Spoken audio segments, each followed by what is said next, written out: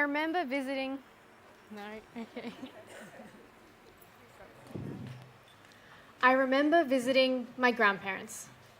We would sit out on the balcony, but without a minute passing, both my nan and pop would light up their cigarette. But it was just normal for them, like a routine. The graphic warning on the packet didn't seem to faze them, and I can still hear the aftermath when they cough. But this is just the memory of me with my grandparents. My sister and I inhaling smoke from their cigarettes, not only harming their lungs, but ours too. It began in the 1940s, where cigarettes were sold as a revolutionizing and a must-have product. It's tempting to draw a comparison with the tobacco industry of some 40 years ago. At that time, people knew smoking was bad for you. The question was, how bad?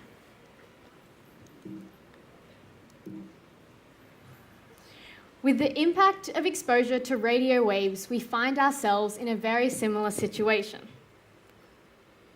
Now, I'm sure we've all experienced eating out and people watching, seeing couples, families, friends, sitting glued to their screens, asking for the Wi-Fi password. Now, it was frightening even for me to see people screen gazing with very little pause. The post-millennial or the I generation are the first generation to have grown up amidst today's intensity of radio wave exposure. Now, radio waves are what makes all of our wireless communication, long-distance communication, radios, and microwaves work. Although we have never been exposed to them in such high frequencies until the smartphone revolution began. We are exposed to radio waves through devices such as cell phones, mobile radio communication, broadcasting, radar and other navigation systems, communication satellites, computer networks, and many other applications. Now, studies come up with contradictory results when it comes to cell phone radiation.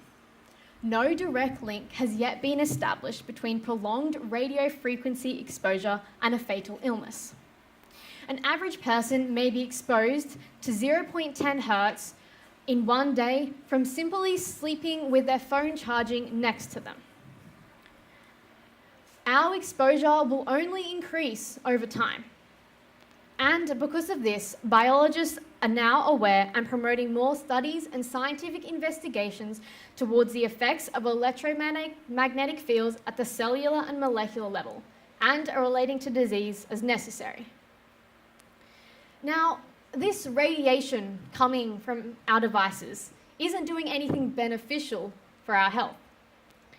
The World Health Organization stated that no more than 100 hertz we should be exposed to at one time. However, many places still don't abide these guidelines. And you must wonder, we don't have a second thought when we stick our cell phones right next to our brains when they are possibly harming us.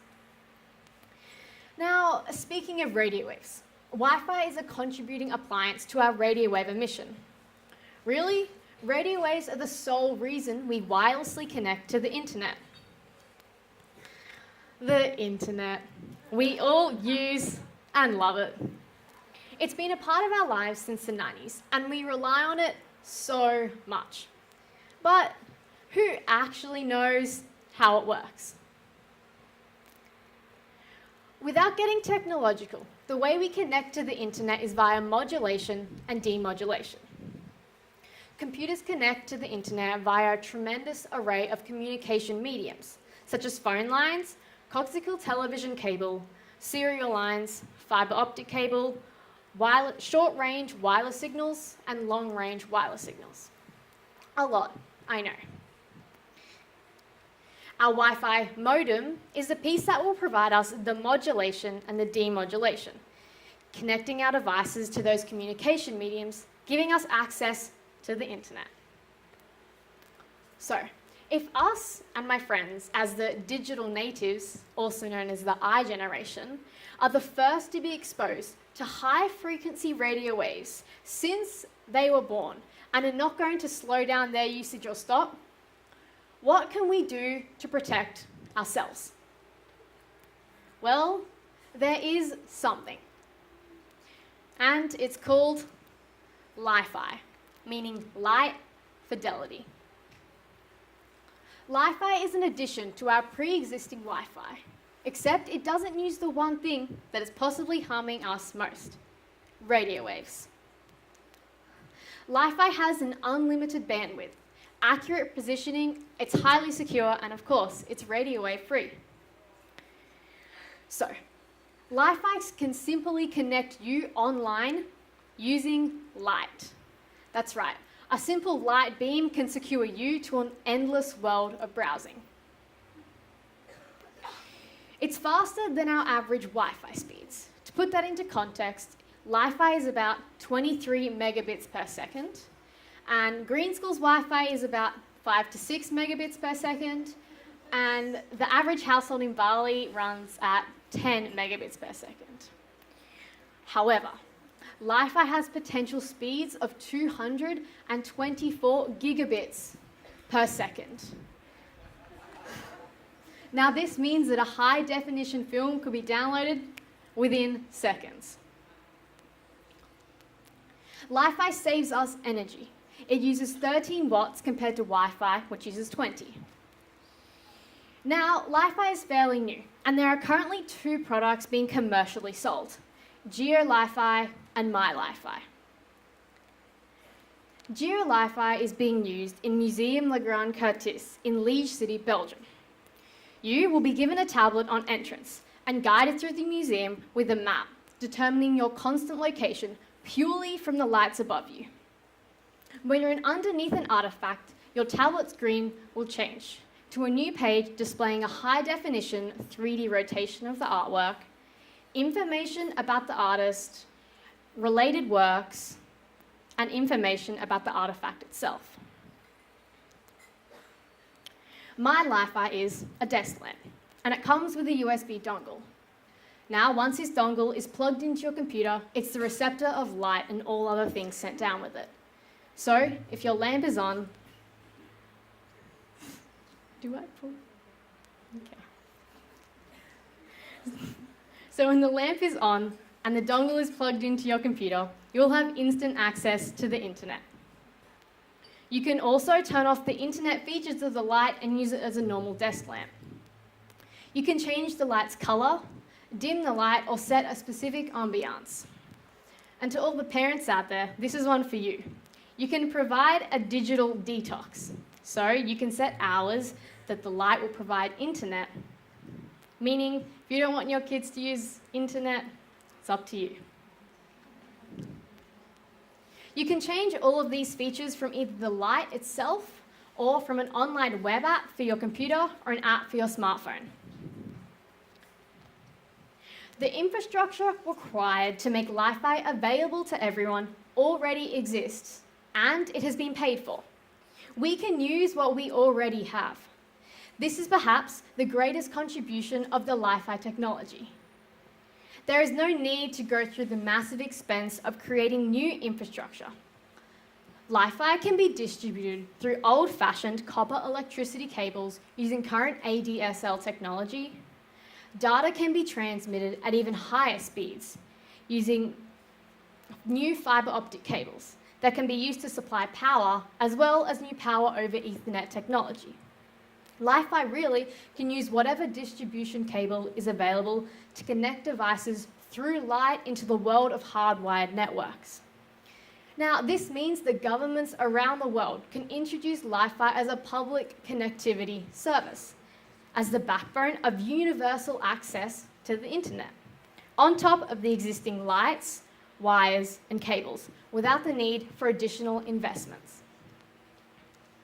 This is an example of Geo Li-Fi. My sister filmed this video and I put it in slow motion so you can see the direct time that your screen will change. God, it changes. See, it's pretty instant.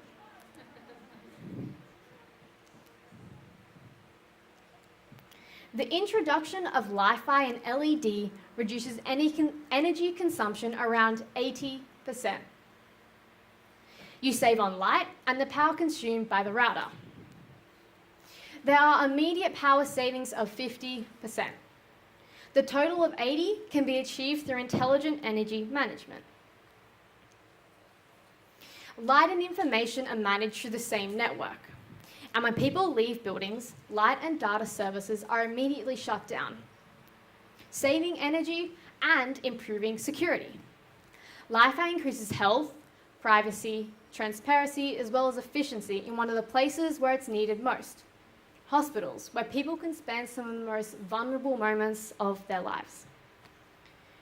Wi-Fi will sustain our energy at Green School and lower our energy consumption even more. So after having a conversation with Pak John Hardy, he led me to contact a well-known entrepreneur and author of The Blue Economy, Professor Gunter Pauli, and some of you may know him as well. We talked about Wi-Fi and how I could get involved in it. This blossomed into a close relationship, inspiring me. Now, through this, I was able to get insight into the technology world and a 2-week internship at OLEDcom, the company to create the first ever Wi-Fi product for public purchase. Now, their office was in France, so off I went. I started to organise our trip, and I was told by my mum that if I wanted to go, I had to take charge and organise all aspects of the trip.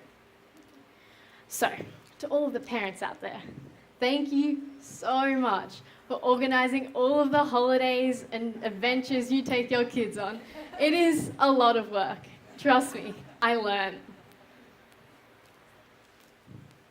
2 weeks later, we arrived in Paris. I was prepared as I could be. I arrived at the University Institute of Technology of Vélizy, part of Versailles Saint-Quentin-Yvelines University, also known as Versailles Saint-Quentin-en-Yvelines University. However, I can't manage to say that. I was given an office and my task for the day: write a 10-page report about Wi-Fi and how it runs. And man, asking a 14-year-old to write a 10-page report for a professional technology company while simultaneously visiting Paris for the first time. No comment. Each day, I would have a variety of things to learn about, such as binary coding and modulation, and how all parts are connected to make Wi-Fi work. And through my journey in Paris, there was a short film. Please enjoy.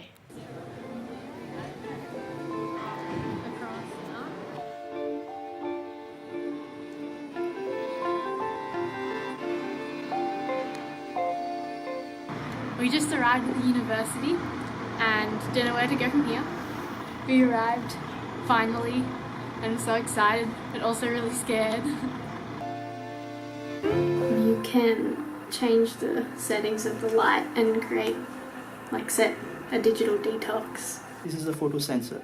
So just imagine each lamp have ID sending unique code to the tablet, and on the tablet there is an application. It recognizes the ID from the lamp. Yeah. We can use any kind of this lamp. So just imagine, come Georgie here. Oh my god, it changes. Okay. Very cool. Today is really exciting. It's all really amazing to see this coming together after such a long process so far. It's going very well.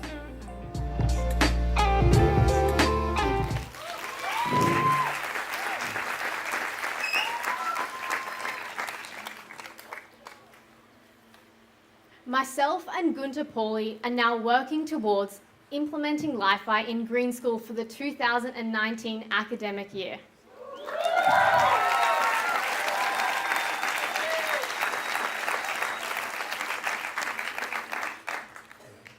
Do we want to wait until we know in the coming decades what the impact of exposure to radio waves has on us? Do we want to follow the traditional principle that one is not guilty until proven otherwise, and that we should continue using something until it's proven that it's harmful? Or do we want to follow the principle of precaution and act like armies that are always preparing for a possible attack? Do we want to revisit the years of doctors prescribing us cigarettes? Given that our health is at stake, the choice seems to be an easy one. Ask any mother or expecting mother and listen for a moment. Science needs time to make an unequivocal statement. Society needs the layman's logic that it's better to be safe than sorry. Using Li-Fi isn't a one-step solution. However, it's a step in the right direction. I look forward to continuing my support towards the efforts of Li-Fi and progressive technology that will help protect me, my screen-age friends, and future generations. As we struggle to release our damaging devices, we can use them for the better. And a gigantic thank you to Gunter, the Quest teachers, the Orozco family, Oled Klom, Pak John, Mika, Mikkel, and my mum. And stay tuned next year to hear more about Li-Fi.